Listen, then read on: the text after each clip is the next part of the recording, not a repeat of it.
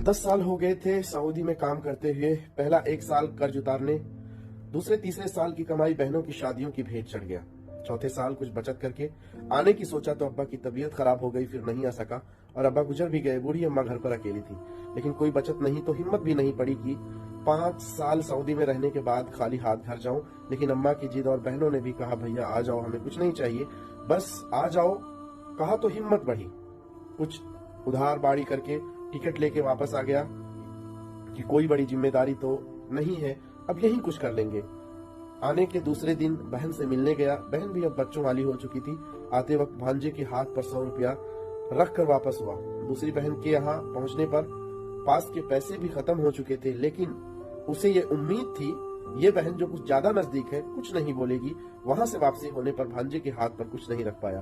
घर पहुंचने पर अम्मा ने बताया कि एक बहन का फोन आया था, बोली 5 साल बाद सऊदी से आया था, मेरे बच्चों के हाथों पर 100 रुपल्ली रख के गया, इतना तो हम फकीरों को दे देते हैं। दूसरी बहन बोली कि 5 साल बाद सऊदी से आया था, अगर बच्चों के हाथ पर 10 रुपए भी रख देता तो बच्चे कहते मामू आए थे लेकिन मेरी नाक कटा दी ससुराल में, खाली हाथ चले गए।